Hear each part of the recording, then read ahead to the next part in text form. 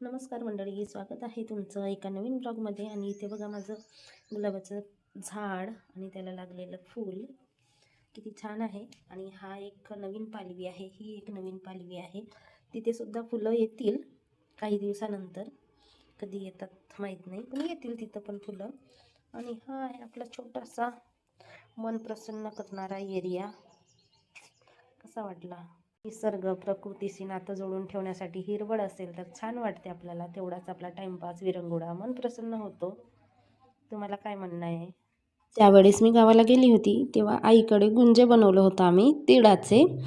आता काही भागामध्ये काहीतरी म्हणत असतील, कोसल्या वगैरे काहीतरी म्हणतात वाटते. आमच्या भागामध्ये आम्ही गुंजेच म्हणतो. तीळ गुळाचा वापर करून गुंजे बनवले जातात.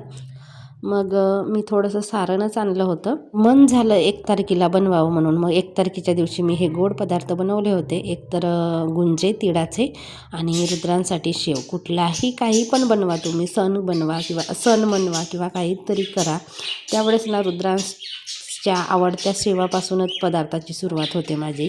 मग काय त्याच्यासाठी थोडंसं शेवसुद्धा बनवून दिलं. आई बनवते म्हणत होती तिथे, पण म्हटलं नको बनवू, मी घरी जाऊनच बनवेन.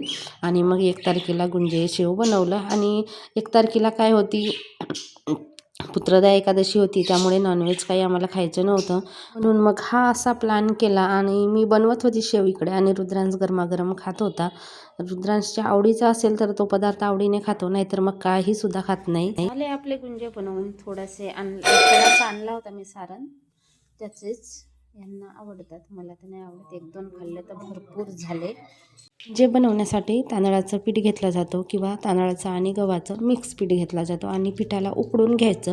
उकडून घेतलं ना तर ती गुंजेची जी पात आहे, बनवायची पाती, ती एकदम मऊसूत होते. वरचा जो कवर आहे तो मऊसूत होते आणि ज्याला दात नसतील अशाही लोकांना चावतात.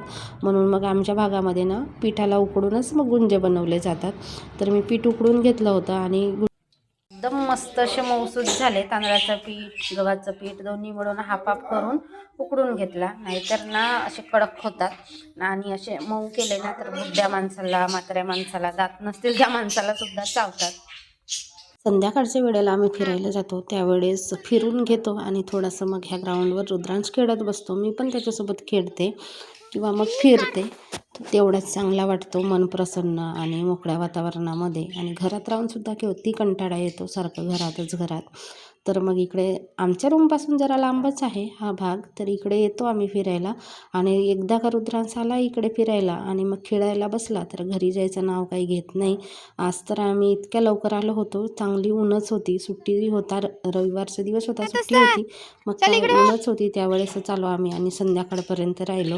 तरीसुद्धा त्याला घरी जाऊ नाही वाटत होतं, इकडेच मोकळ्या जागेत खेळू वाटत होतं. आणि रुद्रांची एक सवय आहे, रेती माती वाळू खेळायला त्याला आवडते. मग काही इकडे सगळंच मिळतं त्याला खेळायला, दगड दंडे, रेती माती वाळू सगळं. मग ते खेळत बसतो.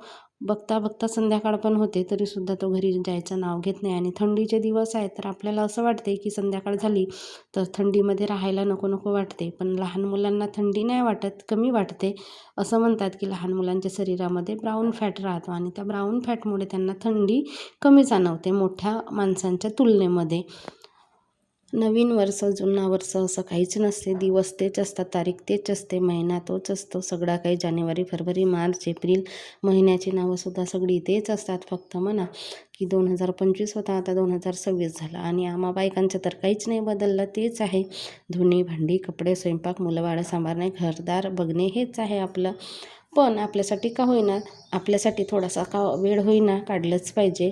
आणि कामं तर होतच राहतात, किती कामं असतात. आणि नसतील तरी आपण बायकांना सवय असते की शोधून कामं काढायची, धुतलेले कपडे धुवायचं, पुसलेली भांडी पुसायची, पुसलेली जागा पुसायची. आपल्या बायकांना सवयच असते. आपल्याला ज्या काही सवयी पडलेल्या असतात त्या सहजासहजी बदलत नाही. एकदा का ती सवय पडली तर सारखं तेच रुटीन असते आपलं. रविवारच्या सकाळी सगळं आवरलं आम्ही आणि स्वयंपाक वगैरे मी काही केला नव्हता घरी, फक्त लसणाच्या पालाच्या आक्षाच्या केल्या. आणि आम्हाला जायचं होतं जिथे रुद्रांशच्या पप्पांची ड्युटी आहे त्या गावी होता बिरसा मुंडाचा कार्यक्रम. आता सांगा बिरसा मुंडा कोण आहेत? तर बिरसा मुंडासुद्धा क्रांतिकारीच आहेत आदिवासी समाजातील. आणि आदिवासी समाजातील देवताच मानतात त्यांना आणि आहेतच ते. त्याच्यामुळे ना आमचे ते वीर पुरुष आहेत, महापुरुष आहेत, तर त्यांचा कार्यक्रम होता त्याच्यामुळे आम्ही गेलो तेव्हा रॅली निघाली होती. 5-10 किलोमीटर लांबपर्यंत जाते रॅली. जवळपासची गावं असतात तिकडे फिरायला. जनजागृती, प्रबोधन, समाज प्रबोधन, वक्तव्य, भाषणं वगैरे करत करत जातात आणि काही नारे बिरे लावत जातात. तर आम्ही गेलो तेव्हा रॅली निघून गेली होती. मग काय आम्ही इथे बसलो. सगळं सुखसुखाट होता. गावातली छोटी मोठी म्हातारी खोतारी सगळीच माणसं गेली होती. 1-2 तेवढी राहिली होती आणि छान छान रांगोळ्या टाकल्या होत्या बघा.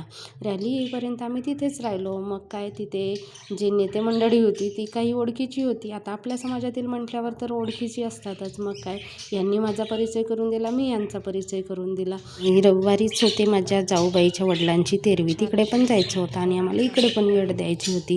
मग काय इकडे 1:30 वाजेपर्यंत राहिलो. तिकडून आली, चेंज वगैरे केला आणि आम्ही निघालो दुसरीकडे. आणि ह्या ठिकाणी मग उद्घाटन वगैरे झालं. आम्हालासुद्धा मग मानचिन्ह वगैरे लावून दिलं आणि यांनासुद्धा आता ज्या गावामध्ये ड्युटी वगैरे असते त्या गावी तर आपला मान असतोच असतो. त्यांच्याबरोबर मला पण मान मिळाला. रुद्रांश म्हणतो की फर्स्ट टाईम तुला पण मम्मी प्राईज मिळालं. आणि हे आहेत बघा बिरसा मुंडा, राणी दुर्गावती आणि ते कोण आहेत त्यांचं मला पण माहीत नाही एवढं. तर ते 3 पुतळे आहेत इथं महापुरुषांचे आणि छान अशा सुंदर रांगोळ्या होत्या. छान असे कार्यक्रम झाले गावामध्ये. बसून कंटाळा आला होता. मग फोटो वगैरे काढले आम्ही आणि असं पण फोटो हे सहजासहजी काढत नाही. म्हटलं तयारी झाली आहे आपली, चला फोटो काढूया.